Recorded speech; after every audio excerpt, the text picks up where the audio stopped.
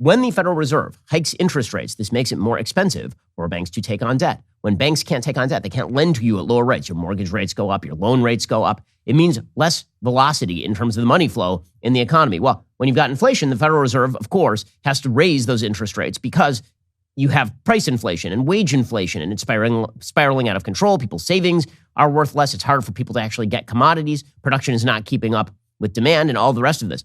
And so the Federal Reserve has to cut back on some of that to prevent these giant bubbles from happening. Well, the problem is that the statistical ramifications of that for the administration in power are usually quite dire, because whenever you ramp up the interest rates, they generally work in inverse proportion to the unemployment rates. So usually when you ramp up the interest rates, that means that if you're a small business and you've been taking out loans, you're getting easy credit, well, now you have to consider the fact that those loans are more expensive. That might mean you need to cut back a little bit. You might need to lay some people off. So typically speaking, you get a jump in unemployment when you have a spike in interest rates. This is what happened in the early 1980s. If you look at the 1982 elections, for example, the Reagan administration in 1982, there were a bunch of interest rate hikes, and the interest rate hikes at the very beginning from Paul Volcker were intended to create pain. That was the goal, right? The goal was to drive the interest rates down because we had stagflation.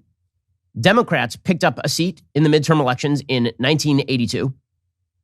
They picked up one seat in the Senate, and they picked up 26 seats in the House. And that was largely a result of the interest rate hikes that had happened before. Now, by 1983, the economy was booming again. And the reason that it was starting to boom again is because those interest rate hikes had brought back into some sort of stasis the actual economic growth rates, right? Basically, the real economic growth was allowed to boom because Ronald Reagan cut regulation and he cut taxes and he lowered the interest rates. And now the money had a solid basis, a solid footing. But Joe Biden isn't doing any of those things. So the likely outcome of this is that you're going to see the interest rates spike.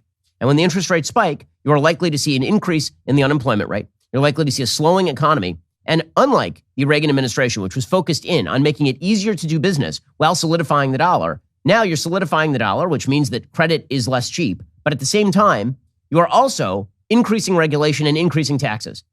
So that is not a good recipe. It's a recipe for stagnation. Joe Biden, by the way, understands that this is a recipe for stagnation. This is the part that boggles the mind. When he put out, at the beginning of his administration, his forecast for the next 10 years of economic growth in the United States, he said we're going to get heavy economic growth in the next 2 years. We've gotten some, not nearly as heavy as it should be.